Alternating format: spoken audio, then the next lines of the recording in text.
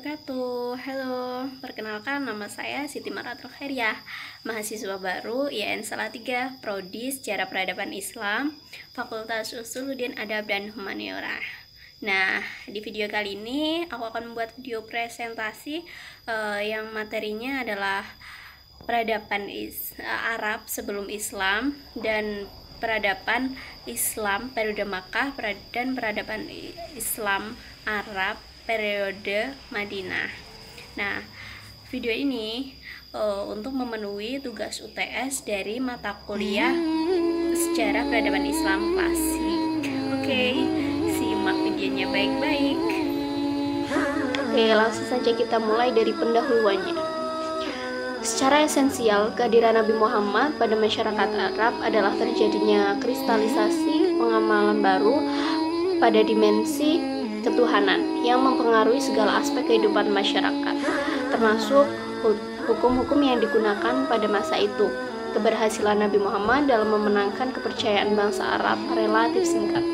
Kemampuannya dalam memodifikasi jalan hidup orang-orang Arab yang sebelumnya jahiliyah ke jalan orang-orang yang bermoral Islam. Dalam berdakwah, Nabi Muhammad tidak hanya menggunakan aspek kenabiannya dengan menggunakan tabligh, namun juga menggunakan strategi politik dengan memunculkan aspek-aspek keteladanan dalam menyelesaikan persoalan. Seperti dakwah Nabi Muhammad di Mekah, yaitu yang membagi menjadi dua metode, yaitu secara diam-diam dan juga secara terbuka. Di sini kita dapat melihat bahwa adanya strategi Nabi Muhammad menyeru umat Islam untuk umat manusia untuk beribadah kepada Allah, walaupun dalam menjalankan perintah Allah Nabi mendapatkan banyak tantangan yang sangat besar, tapi Nabi Muhammad tetap gigih. Semakin bertambahnya jumlah pengikut Nabi Muhammad, semakin besar pula tantangan yang beliau hadapi, mulai dari cara diplomatik disertai dengan bujuk rayu hingga tindakan kekerasan yang dilancarkan orang-orang Quraisy untuk menghentikan dakwah Nabi. Namun Nabi tetap teguh pada pendiriannya menyiarkan agama Islam. Sistem pemerintahan dan strategi politik Nabi dapat kita lihat jelas dengan setelah terbentuknya negara Madinah. Di sini Islam semakin kuat dan berkembang karena bersatunya visi misi masyarakat Islam. Peradabannya salah satunya yaitu Piagam Madinah. Melalui Piagam Madinah, Nabi Muhammad memperkenalkan konsep ideal yang diwarnai dengan wawasan, transparansi, partisipasi, adanya konsep kebebasan dan tanggung jawab sosial politik secara bersama. Oke, langsung saja kita mulai ke periode Arab sebelum Islam. Nah, Mekah itu sebuah kota yang paling penting dan terkenal di antara kota-kota di negeri Arab, baik karena tradisinya maupun karena letaknya. Kota ini dilalui oleh jalur perdagangan yang ramai, menghubungkan Yaman di selatan dan Syria di utara. Dengan adanya Ka'bah di tengah kota, maka menjadi pusat keagamaan Arab. Ka'bah adalah tempat mereka berziarah. Di dalamnya terdapat kurang lebih 360 berhala yang mengelilingi berhala utama, yaitu Hubal. Agama dan masyarakat Arab ketika itu mencerminkan realitas kesukuan masyarakat Jazirah Arab dengan luas 1 mil persegi. Sebagian besar daerah Jazirah adalah padang pasir Sahara yang terletak di tengah dan memiliki keadaan dan sifat yang berbeda-beda. Ka'bah pada masa sebelum Islam sudah menjadi tempat yang disucikan dan banyak dikunjungi oleh penganut agama asli Mekah dan orang-orang Yahudi yang bermukim di sekitarnya. Untuk mengamankan para peziarah yang datang ke kota itu, didirikanlah suatu pemerintahan yang pada mulanya berada di tangan dua suku yang berkuasa di Mekah itu, yaitu Jurhum dan Ismail. Kekuasaan politik kemudian berpindah ke suku Khuza'ah dan akhirnya ke suku Quraisy di bawah pimpinan Qusay. Suku terakhir inilah yang kemudian mengatur urusan-urusan politik dan urusan-urusan yang berhubungan dengan Ka'bah. Bila dilihat dari asal-usul keturunan, penduduk Jazirah Arab dapat dibagi menjadi dua golongan besar, yaitu Khataniyun dan Adnaniyun. Yang Khataniyun adalah keturunan Khatan, sedangkan Adnaniyun adalah keturunan Ismail ibnu Ibrahim. Masyarakat baik yang nomaden maupun yang menetap hidup dalam budaya kesukuan Badui. Beberapa keluarga membentuk sebuah kabilah atau yang biasa disebut dengan klan. Pada saat itu, peperangan antara klan sering terjadi. Sikap ini telah menjadi tabiat yang mendarah daging dalam diri orang Arab. Dalam masyarakat yang suka berperang tersebut, nilai wanita menjadi sangat rendah. Situasi seperti ini masih terus berlangsung sampai agama Islam lahir. Akibat dari perang yang terus-menerus, kebudayaan mereka tidak berkembang. Karena itu, bahan-bahan sejarah Arab pra-Islam sangat langka didapatkan di dunia Arab. Ahmad Shalibi menyebutkan, sejarah Arab hanya dapat diketahui dari masa kira-kira 1550 tahun menjelang lahirnya agama Islam. Kehidupan sosial bangsa Arab pada masa itu hanya terkenal dengan adanya syair-syair Arab. Syair adalah salah satu seni yang paling indah yang sangat dihargai dan dimuliakan oleh bangsa Arab. Seorang penyair mempunyai kedudukan yang sangat tinggi dalam masyarakat Arab. Salah satu pengaruh syair pada bangsa Arab adalah bahwa syair itu dapat meninggikan derajat orang yang tadinya hina, ataupun sebaliknya menghinakan orang yang tadinya mulia. Berkembangnya budaya di daerah Arab menjelang kebangkitan Islam berasal dari pengaruh budaya-budaya bangsa di sekitarnya yang lebih awal maju daripada kebudayaan peradaban Arab. Pengaruh tersebut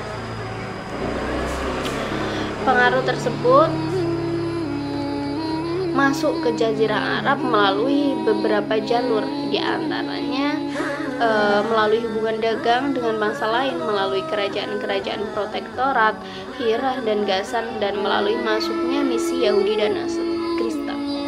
Walaupun agama Yahudi dan Kristen sudah masuk ke Jazirah Arab, bangsa Arab kebanyakan masih menganut agama asli mereka, yaitu kepercayaan kepada dewa-dewa yang diwujudkan dalam bentuk berhala dan patung. Bangsa Arab memiliki karakteristik tersendiri, lugas, polos, keras, bagaimana tercermin dari masyarakat primitif dan perawan. Akan tetapi, mereka memiliki kelebihan terutama dalam hal berperang, persaudaraan, atau suku. Bahkan dalam bahasa dan kesusastraan, sehingga mereka dikenal dengan bangsa yang memiliki hafalan yang sangat kuat. Oleh karena itu, Al-Quran menyebut mereka sebagai bangsa yang ummi. Oke, langsung saja kita lanjutkan ke pembahasan selanjutnya, yaitu tentang peradaban Islam pada periode Mekah. Nah, fanatisme bangsa Quraisy terhadap agama nenek moyang telah membuat Islam sulit sekali berkembang di Mekah, walaupun Nabi sendiri berasal dari suku yang sama. Secara umum, pada periode Mekah, kebijakan dakwah yang dilakukan Nabi Muhammad adalah menonjolkan kepemimpinannya, bukan kenabiannya. Implikasinya, dakwah dengan strategi politik yang memunculkan aspek-aspek keteladanan dalam menyelesaikan berbagai persoalan sosial atau disebut juga dengan egalitarisme, lebih tepat dibandingkan oleh aspek kenabiannya dengan melaksanakan tabligh. Nah, kalau kita berbicara mengenai dakwah Nabi, kita harus tahu dulu sejarah dari diperintahkannya Nabi untuk berdakwah. Nah, mula-mula dari perintah dakwah ini adalah ketika Nabi Muhammad sering berkhalwat di Gua Hira. Pada saat itu Nabi Muhammad didatangi oleh malaikat Jibril. Nah, si malaikat Jibril datang tuh kan, malaikat Jibril bilang ke Rasulullah, "Iqra ya Muhammad, Iqra ya Muhammad." Tapi Nabi Muhammad kan ummi ya, nggak buta aksara, jadi nggak bisa membaca kayak gitu. Terus Nabi Muhammad hanya menjawab, ma ana bikori, seperti itu sampai 3 kali. Kemudian si malaikat Jibril mendekat Nabi Muhammad dan menuntun Nabi Muhammad melafalkan Quran surat Al-Alaq 1 sampai 5 itu. Nah, kemudian setelah itu Nabi Muhammad pulang ke rumah menemui Khadijah. Nah, di sana Nabi Muhammad bilang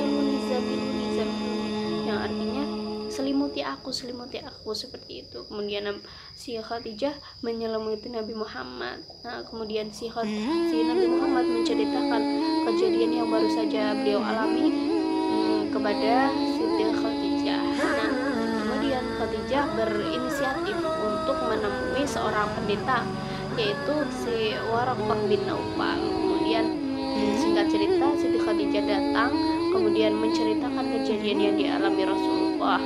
Nah, si pendeta itu mengatakan bahwa si Muhammad telah diutus sebagai nabi akhir zaman itu.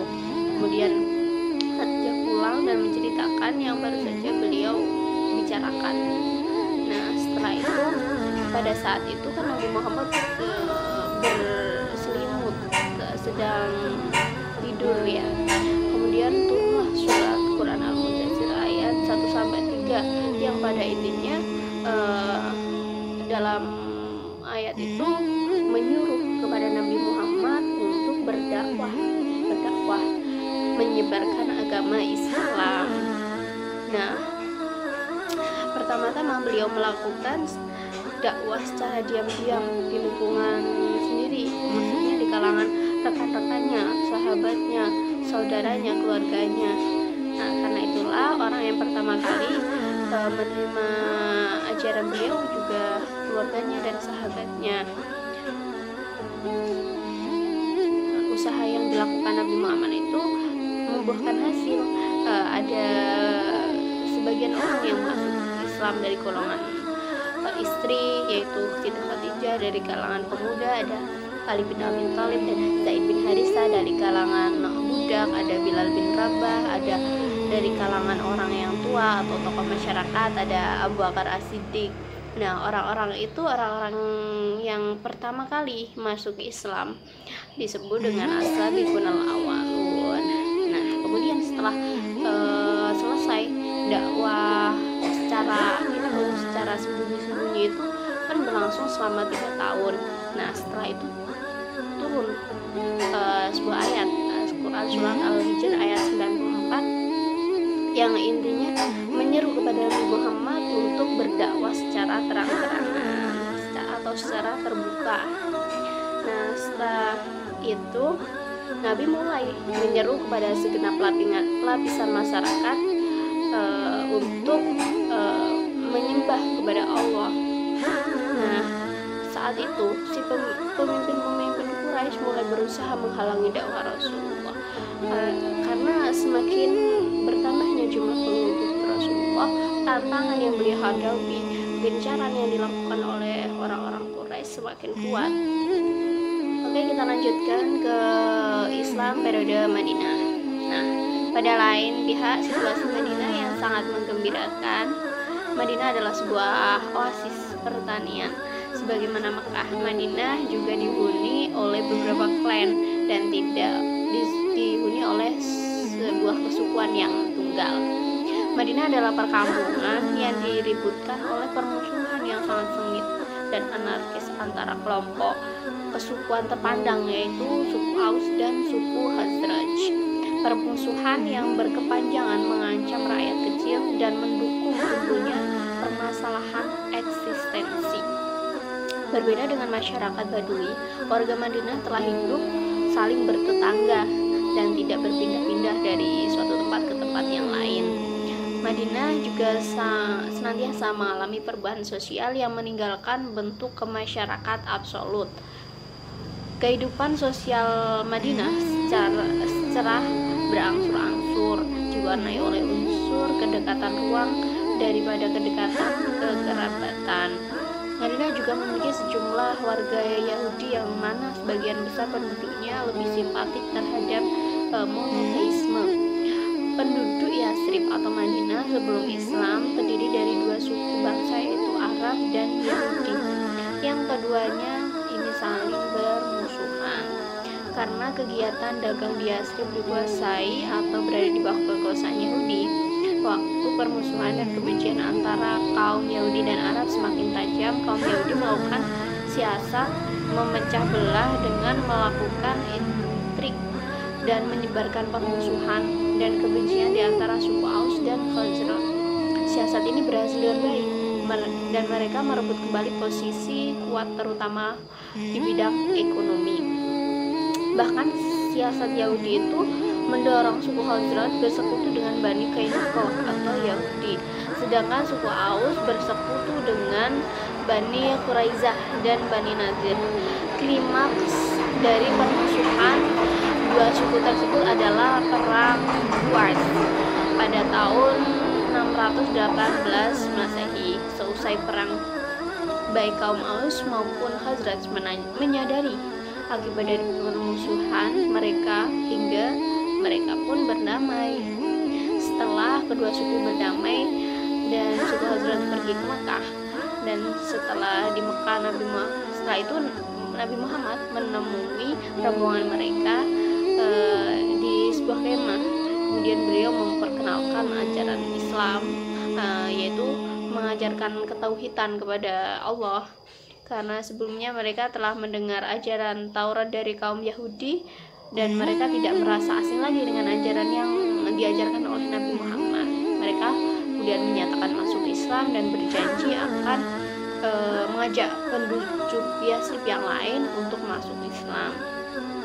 Setibanya di Yathrib, mereka bercerita kepada penduduk tentang Nabi Muhammad dan agama yang beliau bawa, serta kemudian mereka mengajak masyarakat Madinah itu untuk masuk Islam. Sejak itu, nama Nabi dan Islam menjadi bahan pembicaraan di masyarakat Arab di Madinah. Setelah peristiwa Isra Mi'raj, ada suatu perkembangan besar bagi kemajuan dakwah Islam. Perkembangan datang dari sejumlah penduduk Yathrib atau Madinah yang berhaji ke Mekah. Mereka yang terdiri dari suku Aus dan Khazraj. Gejala-gejala kemenangan di Madinah telah tampak di depan mata. Nabi menyuruh para sahabatnya untuk berhijrah atau pindah ke Madinah atau Yathrib itu. Dalam waktu 2 bulan, hampir semua kaum muslimin kurang lebih 150 orang meninggalkan kota Mekah mencari perlindungan ke kota Madinah.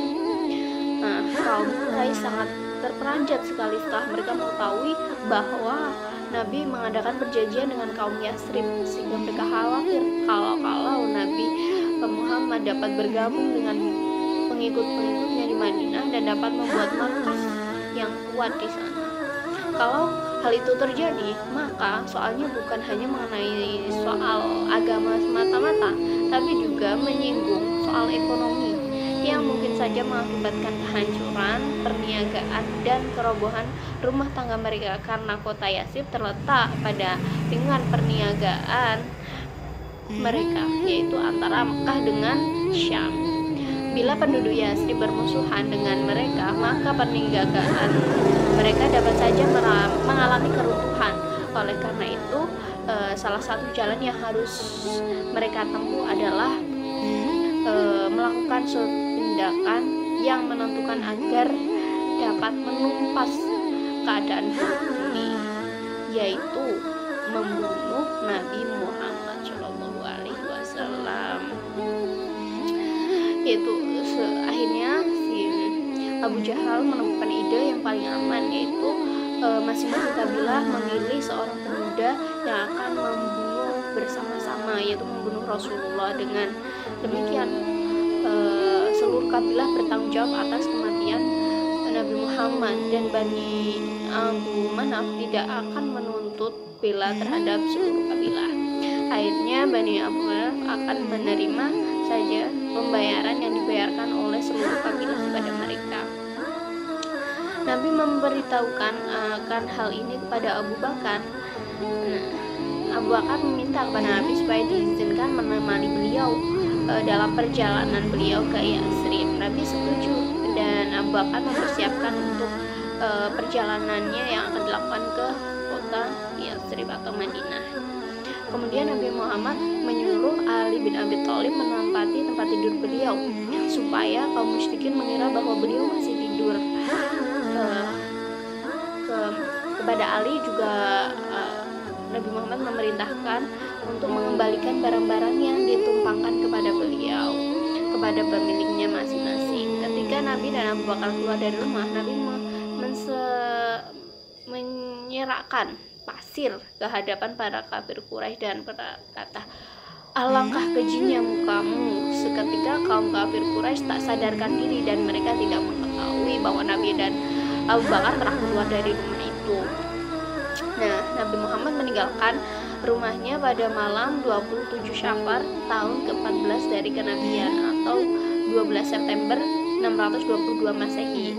Peristiwa hijrah Rasulullah Shallallahu Alaihi Wasallam dari Mekah ke Madinah merupakan kehendak dan perintah Allah dengan tujuan agar menyebarkan agama Islam yang dilakukan oleh Rasulullah menjadi pusat lagi. Selama 13 tahun Rasulullah berdakwah ajaran Islam di Mekah. Nabi Muhammad telah banyak mengalami pertentangan dan permusuhan, namun di Madinah penduduknya lebih mudah menerima ajaran yang beliau bawa. Masyarakat Madinah menyambut kedatangan Nabi Muhammad dengan sukacita. Orang-orang Madinah berbondong-bondong memeluk Islam. Oleh karena itu, Islam lebih cepat berkembang di sana. Nah, apa saja langkah-langkah yang Nabi Muhammad lakukan di Madinah? Nah, yang pertama yaitu ada pembentukan sistem sosial kemasyarakatan. Peradaban atau kebudayaan pada masa Rasulullah yang paling dahsyat adalah perubahan sosial, suatu perubahan mendasar dari masa kebobrokan moral menuju moralitas yang beradab. Dalam tulisan Ahmad Al-Husaini diuraikan bahwa peradaban pada masa Nabi dilandasi dengan asas-asas diciptakan sendiri oleh Nabi Muhammad di bawah bimbingan wahyu, diantaranya yaitu satu, pembangunan Masjid Nabawi. Dikisahkan bahwa tunggangan Rasulullah berhenti di suatu tempat, maka Rasulullah merintahkan agar tempat itu dibangun sebuah masjid. Rasulullah ikut serta dalam pembangunan masjid tersebut. Beliau mengangkat dan memindahkan batu-batu masjid itu dengan tangan sendiri. Saat itu kiblat dihadapkan ke Baitul Maqdis. Tiang masjid terbuat dari batang kurma, sedangkan atapnya terbuat dari pelepah daun kurma. Adapun kamar-kamar istri beliau dibuat di samping masjid. Tatkala pembangunan selesai, Rasulullah memasuki pernikahan dengan Aisyah pada bulan Syawal. Sejak saat itulah Yatsrib dikenal dengan Madinatul Rasul atau dengan Madinatul Munawwarah. Kaum muslimin melakukan berbagai aktivitas di dalam masjid ini, baik beribadah, belajar, memutuskan perkara mereka, berjual beli maupun perayaan-perayaan. Tempat ini menjadi faktor yang mempersatukan mereka. Kemudian yang selanjutnya yaitu mempersaudarakan antara kaum muhajirin dan ansor. Dalam negara Islam yang baru dibangun itu, Nabi meletakkan dasar-dasarnya untuk menata kehidupan sosial dan politik. Dikukuhkannya ikatan persaudaraan atau ukhuwah Islamiyah antara golongan Ansor dan Muhajirin, dan mempersatukan suku Aus dan Khazraj yang telah lama bermusuhan dan bersaing. Ikatan persaudaraan Ansor dan Muhajirin melebihi ikatan persaudaraan karena pertalian darah, sebab ikatannya berdasarkan iman. Terbukti apa yang dimiliki Ansar disediakan penuh untuk saudaranya kaum Muhajirin. Rasulullah bersaudarakan di antara kaum muslimin. Mereka kemudian membagikan rumah yang mereka miliki, bahkan juga istri-istri dan harta mereka. Persaudaraan ini terjadi lebih kuat daripada hanya persaudaraan yang berdasarkan keturunan. Dengan persaudaraan ini Rasulullah telah menciptakan sebuah kesatuan yang mendasarkan agama sebagai pengganti dari persatuan yang berdasarkan kabilah.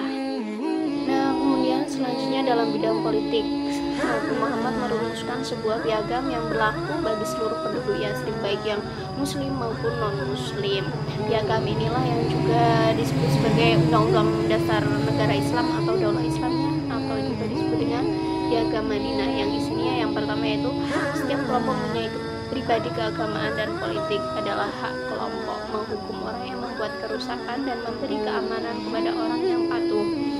Yang kedua yaitu kebebasan beragama terjamin buat semua warga negara.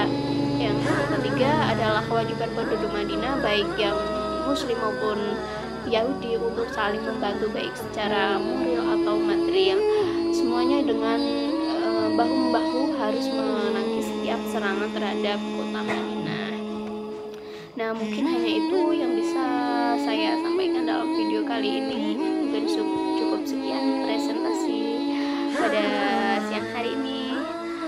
Terima kasih. Wassalamualaikum warahmatullahi wabarakatuh.